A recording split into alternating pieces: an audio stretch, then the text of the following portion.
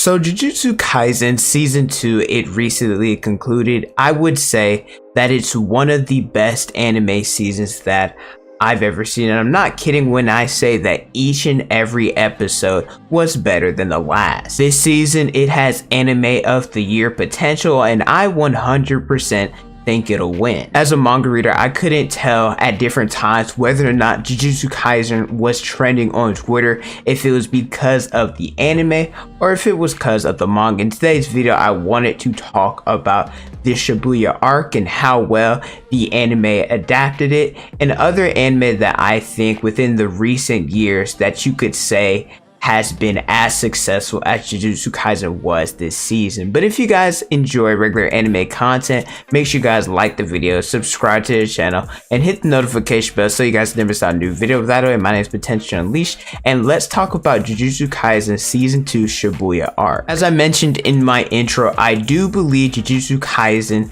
Season 2 was good enough to win Anime of the Year. The only other one that I think could give it a run for its money has been One Piece Wano for 2023. Because of how good it's been, especially seeing all the fights, their conclusion, seeing Luffy obtain Gear 5th, defeating Kaido, and becoming an Emperor of the Sea. I think that One Piece, it had better highs than Jujutsu Kaisen did, but I'd say the reason why Jujutsu Kaisen will win Anime of the Year is because I don't think they had a single bad episode, and I think overall the series was more consistent. If either of the two won, I'd be just as happy because I think they're both phenomenal. But if I had to pick one, I think that this year Jujutsu Kaisen was slightly better than One Piece. I know the title, it says Shibuya, but I wanted to talk a little bit about the hidden inventory art because it was phenomenal. The intro, Where Our Blue Is,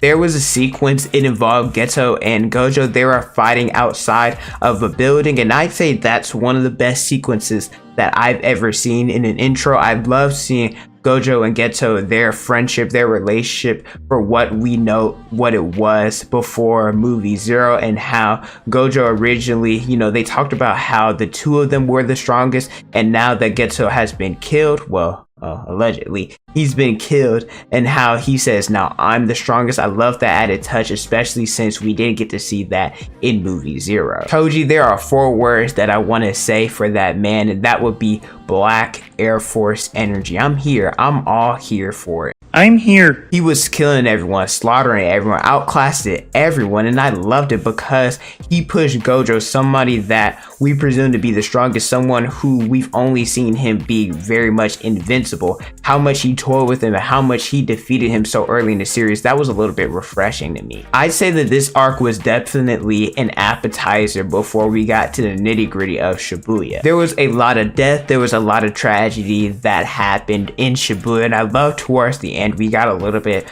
of a recap of the different things or the consequences that happened because of it. Different people who had death sentences. Gojo, he is now banned from being a part of the Jujutsu world. There's also Yuta, he is now Itadori's executioner. Just so much happened after this incident. I love dark anime. I love seeing when characters are killed because I like to see the characters that are still alive, how much a particular person's death, how much it impacts them, and how much they are going to either suffer from despair or how they'll bounce back from each individual's death. I also love what they did with the intro specials. It was so weird. There would be like a lot of tragedy happening, and all of a sudden they hit us with the intro. Like, for example, whenever Toji, if he go around and kill people, Jogo, if he burns someone, and Sukuna killing all of Shibuya. Like I said, I'm not sure they did it on purpose or not, but I still thought that was pretty funny. I think that Itadori, he's an underrated MC, and I think it's because the cast that Jujutsu Kaisen has, there's so many popular, so many good characters that you kind of overlook him. To name a few, there's Sukuna, Gojo, Megumi, there's Toji, Maki, Yuta, so many characters that kind of outshine Itadori at times, but that doesn't necessarily make him a bad MC. It just means the other characters are just a little bit better. I love how this arc, it took him on an emotional roller coaster, because towards the end of season 1, he was kind of riding a high, kind of thought that he was someone who could change the Jujutsu world. Then Shibuya, it humbled him. We saw how he had to deal with tragedy, the fact that Sukuna killed everybody in Shibuya, and he thought that he had to make up for it. And then he ran into Mahito and how they ended up killing both Nobara and Nanami, and then he suffered from despair in that aspect, how tired he was, how exhausted he was, and he didn't think that he could go on.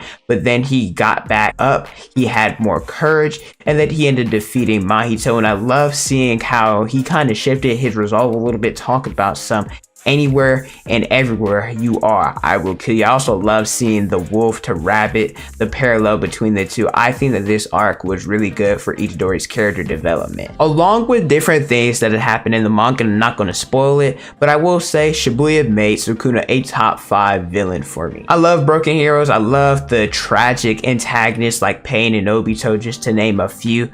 But sometimes I just like villains that just like to do stuff and like to stand on business. Sukuna, he is that brother is pure evil. There was a scene that involved him and Jogo, and I was like, what the heck?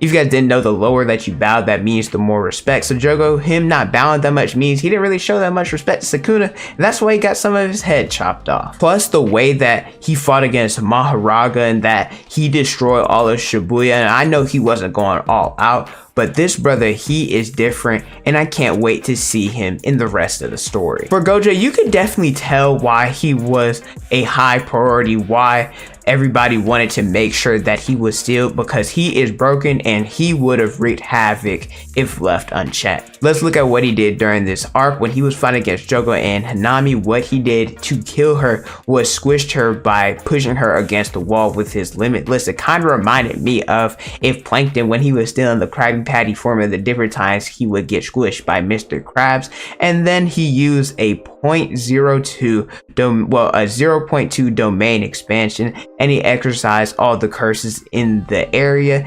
He's just built different, and I know it sucks that he got sealed, but it's a good thing, because if he did it, then the Shibuya incident would not have taken place. A lot of people, they're gonna hate on Mahito for killing Nobara and Nanami, and rightfully so, but man, this dude had a insanity type run. He smoked Mekamaru, and this happened before the Shibuya incident. He toyed with Itadori, making him suffer as much as he did. He evolved as he fought, learning how to open a 0.2 domain expansion, learning Black Flash. He even learned the true essence of his soul. I think that he fulfilled his role as villain perfectly fine, but the reason why I'm happy that he's dead is because he killed one of my favorite characters in Nanami, so good riddance. Total, he had a really good role in this incident. He was the main person who allowed Itadori and giving him this pep talk in order for him to bounce back, kind of like an older brother role. I'm sorry, Chozo, you just didn't have it. Fighting with Itadori, the scenes, anytime that they use the boogie woogie, it's always unmatched. Their coordination and how they're fighting back and forth against Mahito. And I also love, there was a panel that included them going at 120% or 110% in the manga. I don't remember the exact number, but in the anime, I thought they did an excellent job of making that panel 1-to-1, and they did a phenomenal job with that. Then I can't wait to see what they'll do whenever they animate my favorite panel during the culling games. He also had his standard typical wonky Toto moments, which I love, him going plus ulta and then him fighting head to head with Mahito with Takada-chan in his head. Really love it. That's the essence of Toto's character. Toji, he came back in Shibuya a little bit, the way that he made Dagon look like a pansy when other individuals who are decently strong, they struggled against him. I also love his battle with Fushiguro, getting to see him finally, and also going against Shinigami. I love the scene with the rabbits when he stomped down and used the different bricks and other shrapnel in order to destroy those rabbits. It just shows that Toji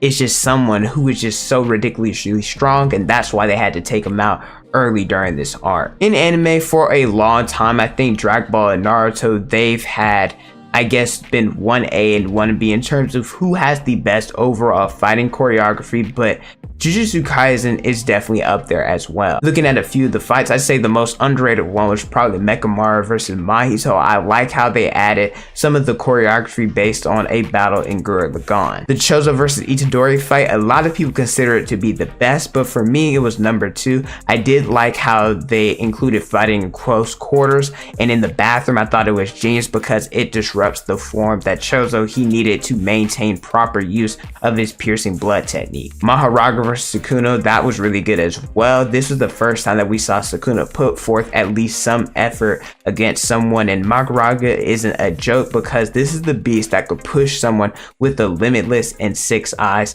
as Gojo explained to Fushiguro. But Sukuna, he made it look kind of easy, and I will say there was a lot of individuals that said that this episode wasn't 100% complete, and you could tell at different times, but the animation was still phenomenal. To me, I think the best fight was Itadori and Todo versus Mahito. There was different shifts in the flow of the fight, constant back and forth struggle, and overall I think that they did a fantastic job, not with this fight but just all the fights that took place during Shibuya. If you were to compare Shibuya this season to other anime over the past 5 or so years, I'd say there's only a handful of them that you could say could compete with this arc. The first would be Demon Slayer Season 2. I think that the Entertainment District is one of the best arcs I've ever seen. I rewatched episode 10 like over 50 times already, and that might be super generous. I think that's the best episode in all of anime. Attack on Titan Season 4, it crashed so many different Crunchyroll servers. There was so much going on for the conclusion. I thought the story, it was really good, but the only thing wrong was since it was so spaced out over the final season, multiple years.